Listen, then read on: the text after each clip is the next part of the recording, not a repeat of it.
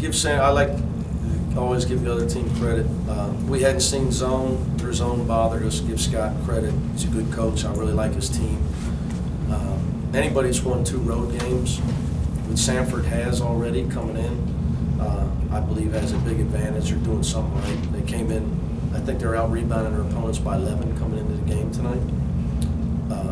Is the kid the leading rebounder in the country? Second, I think. Second coming in, Walker. What you did was first. He got 11 again tonight.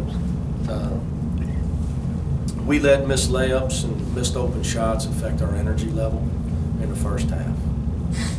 And everybody does it. It's dangerous in basketball to let your offense affect your defensive energy, and that happened for us. We won the game. You want to know why we won the game? The second half, it ain't like we only made 1 3. Defense and rebounding. We had 16 second chance points in the second half. We held them to 20% from the field. So that was the difference. I'm not sure what the turnovers were in the second half, but we created quite a bit, our steals. You held down to 1 3-point field goal in the second after they had 7. I probably got, I'm sure a little of that was fatigue.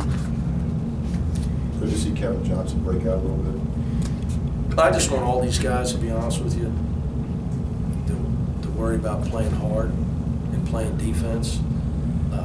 Shoot when you're open, pass when you're not. And I'll be honest with you, I think Kevin and Troy, they both want to have great senior years, and I think that they both need to relax. I was trying to, I don't know what's legal with the medicine out there. I don't think I have anything left over from a couple of years ago when I was able to enjoy some relaxing medicine on some nights of stress, watching us play on the road. But and they got to relax. They miss a shot, their body language is, you can just see it. Like, they're so upset when they miss a shot. You can't play that way. You can't play. You got to move on to the next shot. You can't play that way. And both of them, I think, put too much pressure on themselves to make every shot they take. Does it say anything about your team, the way they came back? Oh, yeah. We got good kids, and they care, and they try hard. We didn't, I thought other than Nasir, our bench didn't help us at all tonight.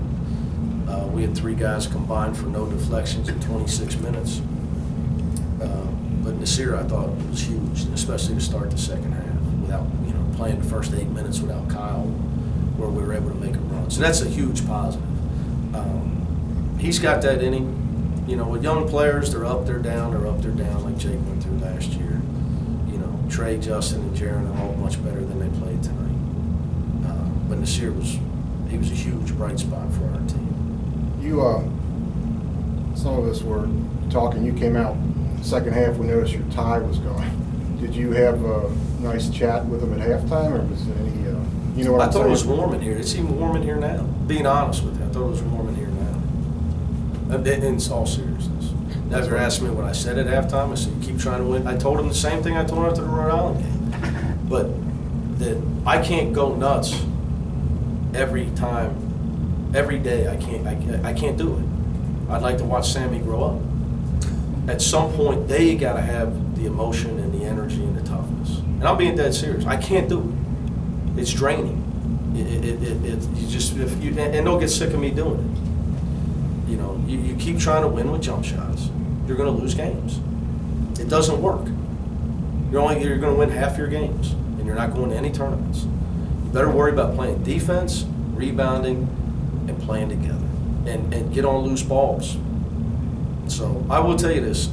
Before I forget, I thought our home crowd, for the first time in a long time, maybe because we don't trail like that much here, I thought they really helped our comeback.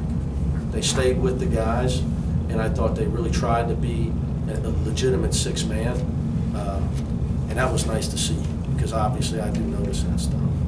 I can't control it, and I'm here regardless. I'm happy to be here, but it was very nice to see that. Coach, you talked about Brooks being a bright spot, but what about his game, his 15 minutes in particular impressed you? Was it his not fouling? Was it his... His defense, 3 block shots. You got to say most of the time he's out there matched up on Walker, who would come in averaging 16 and 16. He thought he protected his teammates when they got beat. He didn't have any blown assignments, and he did a good job finishing around the basket. Is this something with him in practice that has been coming? He was really sick over the weekend. The same thing that Kevin had, the same thing half the city had. So he was not himself at all up in Connecticut at the time. So today, he told me a shoot around, today's the first day he's starting to feel better.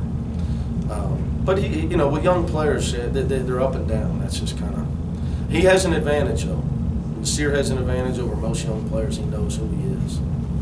When he's getting dressed, he's thinking about rebounding, defense, blocking shots. I've had to get him to where we throw him the ball much more than any team he's played on in the last 2 years. Because he played with some guys who are playing the NBA and AAU and at his prep school, and they never threw him the ball. So, but it's a big advantage in our sport to know what your niche is, and he's thinking about defense at all times and rebounding and blocking shots. So it's going to be big for us because Kyle has a tendency to get in foul troubles. What those guys, I'm sorry. Go ahead. Those guys have respiratory things? Yeah, it's the same thing. Respiratory, bronchial thing, bad, really bad. They get in their chest and they think they're struggling. He was struggling to breathe when he was running up at the Mohegan Sun. Got enough, Chris? Yes, ma'am. Happy Thanksgiving.